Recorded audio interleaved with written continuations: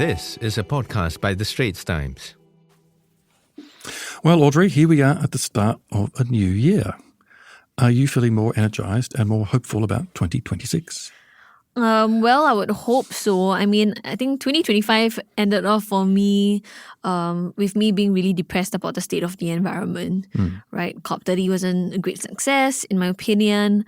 We did see some interesting developments, but nothing enough to move the needle. And of course, we capped off 2025 with a whole spate of climate-fueled natural disasters that hit so close to Singapore and Southeast Asia. So I hope things can only go up from here. Well, I'm feeling a bit more positive.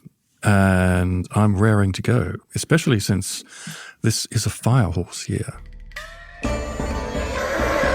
And I was born in a fire horse year. You're dating yourself here, David. Yes. Well, those who know the Chinese calendar can go and figure out just how old I am, but I'm not going to tell you. Anyway, so according to Feng Shui masters, the fire horse embodies passion, energy, and bold transformation.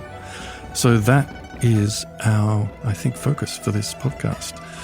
Can we expect, will we see a bold transformation on the climate and environment fronts?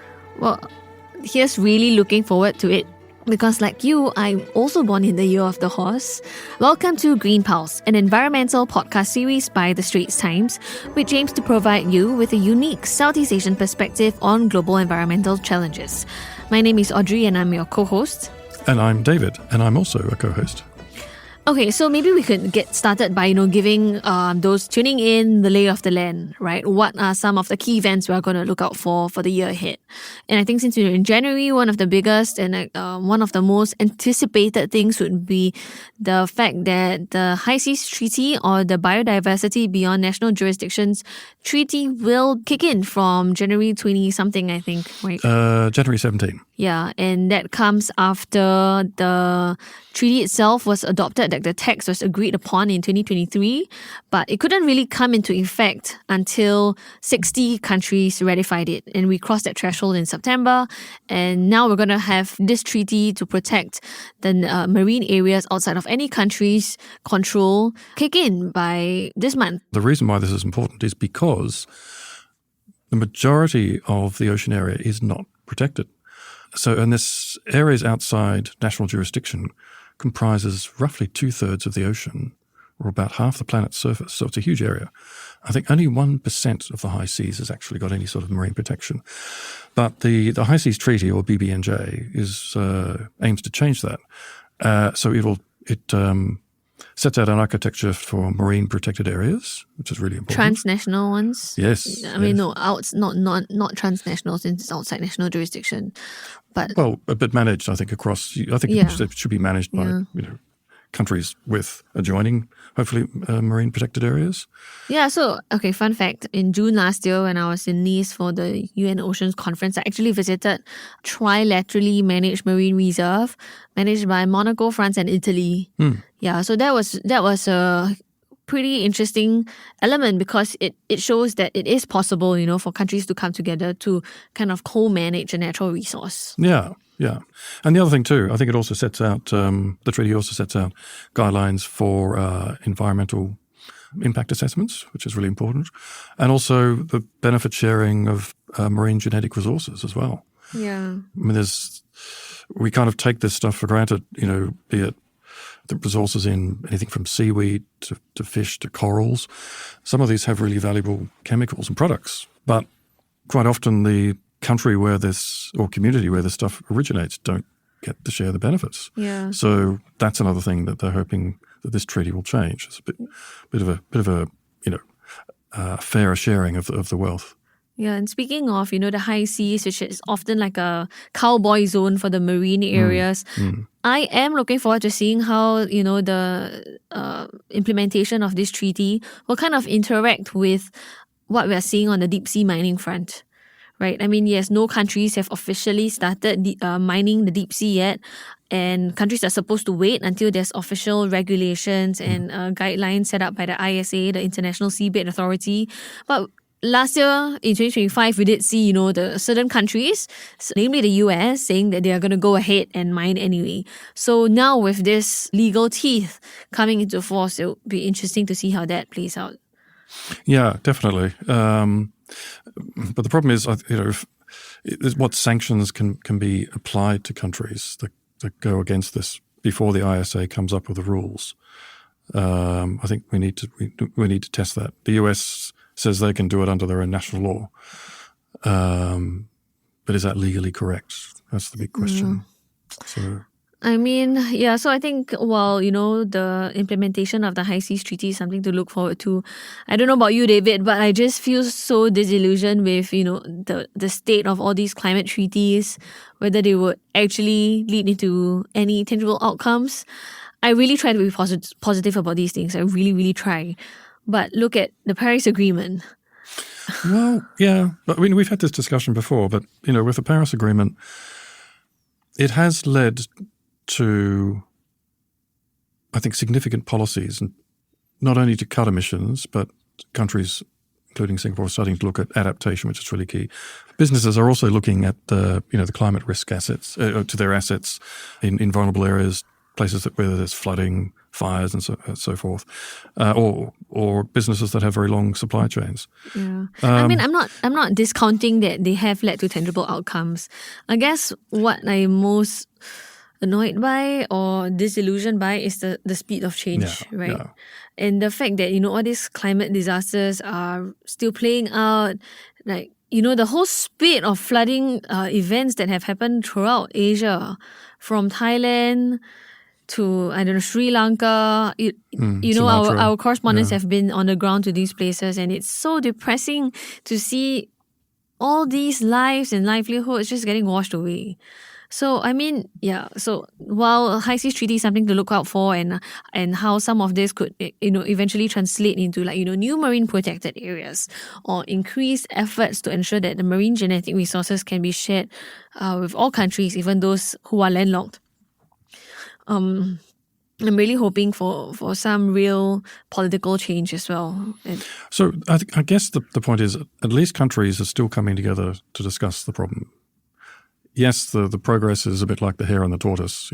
Climate change is sort of streaking away. Mm-hmm. But we are seeing positive signs in terms of major investment in renewable energy. Companies are looking at ways to cut their carbon footprint. We know that there's regulation coming in Europe, CBAM, or the Carbon Border Adjustment Mechanism. Countries are putting in place carbon price. Singapore's going to do that, right? Yeah. In terms of raising the carbon price. So another one, and this sort of leads on from COP30. We all know that there was a big discussion on trying to get in the final sort of text a decision to have stronger language on transitioning away from fossil fuels. That didn't happen, but the good thing was that there was more than 80 countries, including those in the EU, Britain, many developing nations particularly. They strongly backed a roadmap to phase out fossil fuels in COP30. Now, while that didn't get into the official final text, what did happen was an agreement to create an international conference on the just transition away from fossil fuels. So that's going to be held, the first meeting, which will be co-hosted by Colombia and Netherlands, will be held in April. So this keeps it very much on the agenda. And hopefully there'll be some more forward momentum on that. It is a bit ridiculous that it's taking so long to get a proper discussion on fossil fuels after 30 years of climate negotiations under the UN. But, that's just the world we live in.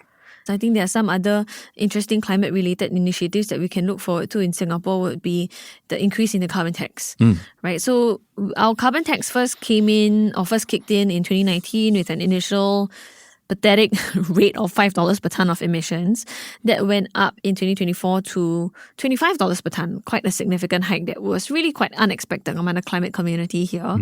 And now we're going to see it go up again, right, to $45 per tonne for 2026 and 2027. So I think that really sends a good, strong political message. What I was talking about earlier is I do think that there's still a value in all these big treaties and stuff. But this year, I think I want to be a bit more consciously focusing on what are countries doing to translate all their big pledges and conferences into tangible outcomes. And I think for the carbon tax, it does send a clear signal. But one of my hesitation about Singapore's carbon tax is we know that allowances have been given, right? The government here has been giving these allowances or like a carbon tax discount to people to emitters here to kind of lessen their tax burden. So to me, that kind of distorts the signal.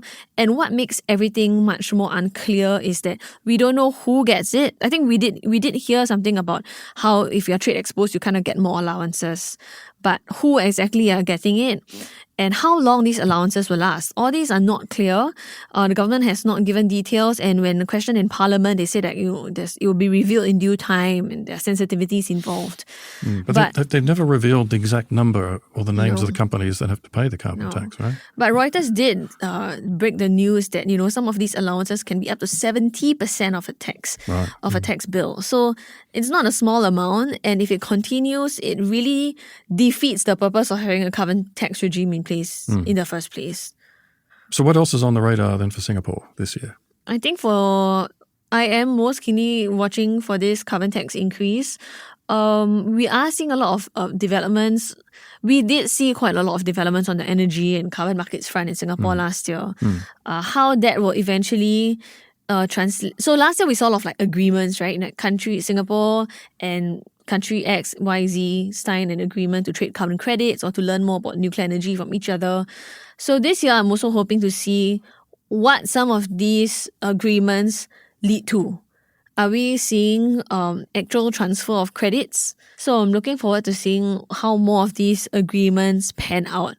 Because really, this year, I'm very going to be focused on what concrete action can be taken. I think we have moved way past the stage of just commitments and... Sure, yeah. There's been a lot of talk. Now it's time for action. I mean, a lot of these...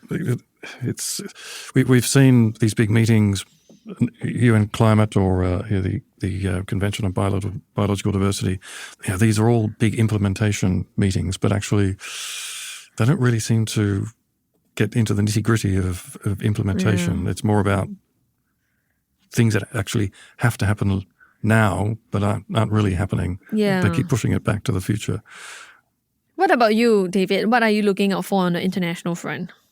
Well, I want to see what happens with the Tropical Forests Forever facility, which is... Oh, yes, that's a good one. Which was launched in COP30. Brazil and Indonesia were champions of this.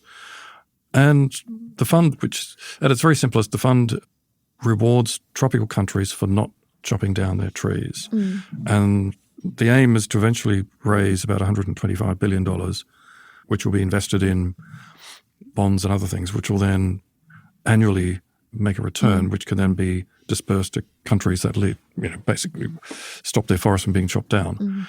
So far, or certainly by COP30, they had just over $5 billion in pledges. So I want to see that scaled up.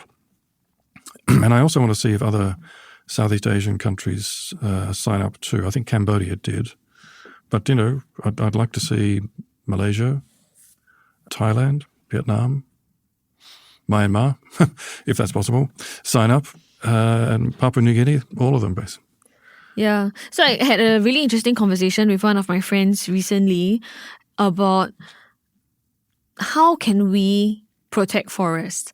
So my friend, she's not a big supporter of the carbon markets. She thinks that it's like a bubble. It could eventually burst, and that not all carbon projects can deliver on their intended outcome. And I can see where she's coming from, because not all carbon projects have the best reputation. So I asked her, what is alternative then? And she said we should just do things how we used to do, which is for conservation, a lot of the money often comes from governments. But look at the state of the world. I am not hopeful. Governments do not have that sort of money. There's more and more demands for government money and there's less and less of it because it's been spread. Yeah, by so many, it's being diluted by so many other pressing needs. Yeah, and it's certainly for a lot of wealthy nations, a lot of those pressing needs are becoming very domestic from cost of living pressures, from food, housing, health, the urgent need to revamp infrastructure. Yeah. Then it's hard to sort of see other issues coming, and also looking over their own domestic environment, much less somebody else's. And if you look at, the forest countries near Singapore, all of them have been recently so badly affected by the floods. A lot of the domestic budget would, I guess, be tied up in a lot of the recovery efforts as well. So I don't agree with her in that I don't think status quo works. But the Tropical Forest Forever Facility, I mean, we all know that there are some criticisms leveled against it about really how effective it could be as a financial mechanism to raise money for forests. But I do hope we see more of this kind of solutions. We've got to do something, right? Yeah, I mean, we've you can't got to just. do something. I mean, this fund doesn't rely on carbon offsets. Which is good, I think. Yeah, so in some ways it's a simpler mechanism, but of course it's voluntary, as there's no punishment if you continue to keep chopping down your forest, which is virtually every country that I think signed up to it is guilty of. And also the fact that, we are not relying on offsets for that could also mean that more types of habitats could qualify for funding through mechanisms like these, which are not tied to how much carbon this habitat could take up. So for instance, coral reefs, I'm partial towards coral reefs. They are not known as a huge sequester of carbon dioxide, right? But they do play very important roles for food security, for recreation, for the livelihoods of coastal communities. So mechanisms like this could potentially help, bring in more money for nature at a time where governments don't care or have no funds to give to conservation. Yeah, so I was going to ask you what you think the weather forecast is for 2026, with more rain likely for this part of the world in January, February maybe. But then a suggestion that we could be in for another El Nino later in the year? It's hard to say. Yeah, I think it's a bit hard to say right now. But even if La Nina has moderating impacts on the temperatures, we do know from long-term temperature trends that even La Nina years are getting warmer. Yeah, so... And that will mean the atmosphere is warmer. That means the sea surface temperatures are warmer, which means the wet is just going to get wetter, as we've seen, right? With that freak storm that formed in the middle of the Malacca Strait. Oh, yeah. The unusual cyclone. Senya, wasn't it? Yeah, Senya. Yeah. Cyclone Senya. Only the second time in recorded history that... Yeah, the first one was Typhoon Vami. It was a different part of the ocean, right? And now cyclone took place in the Malacca Strait. But I think what is clear is that with climate change, with weather patterns changing, we need to brace ourselves for the unexpected. Yeah. And I mean, I'm just hearing reports from one of the reporters who is on the ground right now in Sri Lanka. She'll only be flying back to Singapore on Christmas Day. And she's been sending me updates from the field, speaking to residents whose entire homes were destroyed by a landslide because of the heavy rain caused by Cyclone Ditwa in Sri Lanka. And how a lot of this excessive rainfall and floods are also accelerating soil erosion. And that means, in the past, their house used to be set back from the river by quite a distance. But now the river is at their doorstep because all the floods have just washed away all the land. Yeah, I know. I mean, it's one of those things where with climate change, it really is an existential threat. That's very clear from this part of the world. And humanity only really gets itself together when it faces an existential threat. Yeah, I mean, look at how the world rallied during COVID. Yeah. And yet, somehow there's this disconnect where people, and you see, it's bonkers what you see in the US. Yeah. Where there's this continual trashing of climate science. Trump removal of data. Yeah.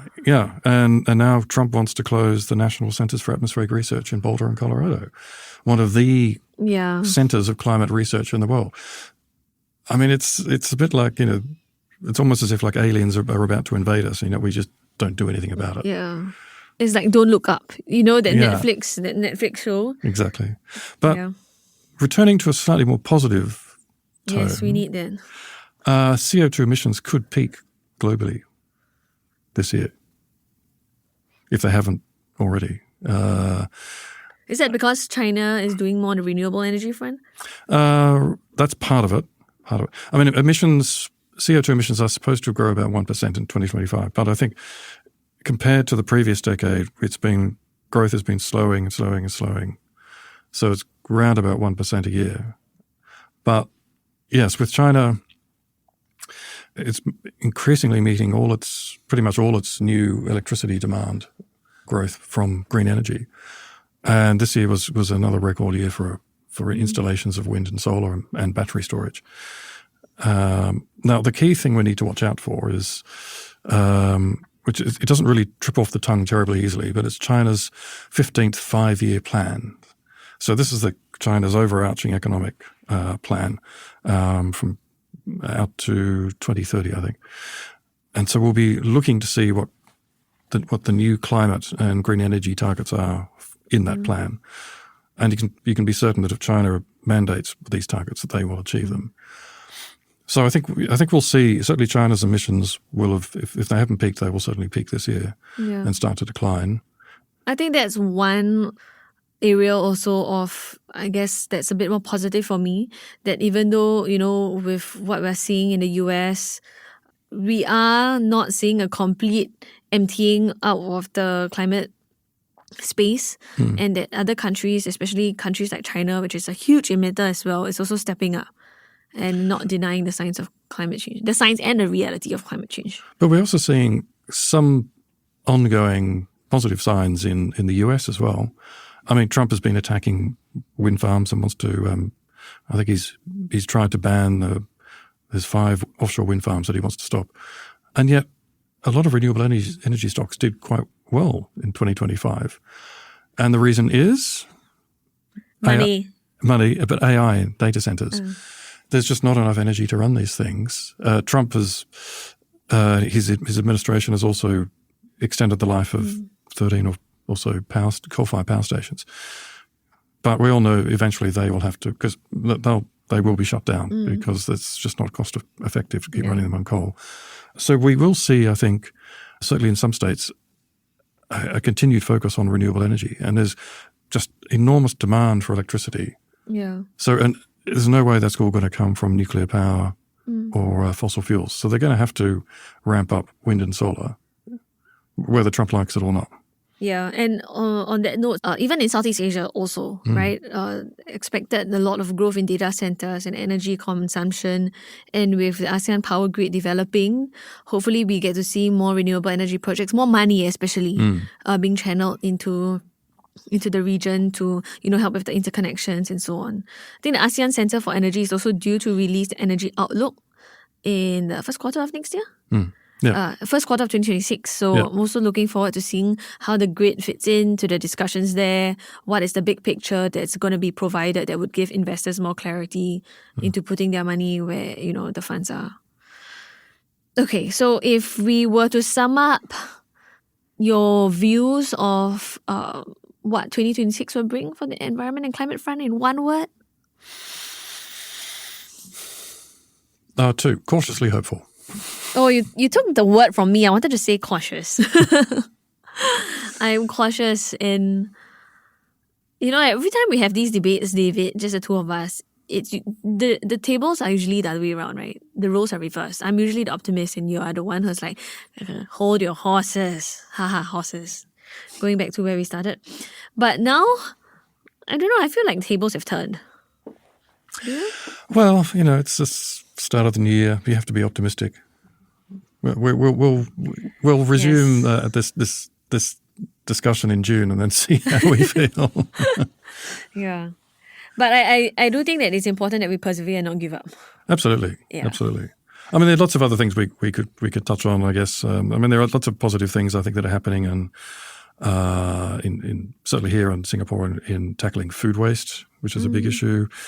Household waste. So the April 1st start of the container deposit scheme for any container that's from 150 mils to 3 litres, including cans, I think. So that's good. I mean, that's all part of the public education, but also reducing the huge amount of waste that's goes into waste to energy plants, I guess. Yeah. So big and small. I think there are some positive signs. The world has not given up. We're not entirely on the road to hell. Yeah, and maybe for the next episode, we should talk about how we overcome eco-anxiety. I think after 2025, we probably need some message of hope and some coping mechanisms to be able to, persevere, to see the long-term goal and to push on even in the face of all this backlash. Yeah, it does get harder because all of us, you and I also deal with other news, non-environment news. Yeah. And for me, I deal with Donald Trump, geopolitics, Ukraine, Thai, Cambodia, of course, weather-related disasters, terror attacks. So it can get a bit depressing. But it's important to seek out, I think, not to be entirely gloomy, to seek out little glimmers of hope. So on that cautiously optimistic note, I think that wraps it up for this episode of Green Pulse, the first episode of 2026. Once again, I'm Audrey Tan. And I'm David Fogarty. You can email us your thoughts on this episode. Links to our articles and how to connect with us on social media are in our show notes. This episode was edited by Hanju Rahim. Thank you for listening.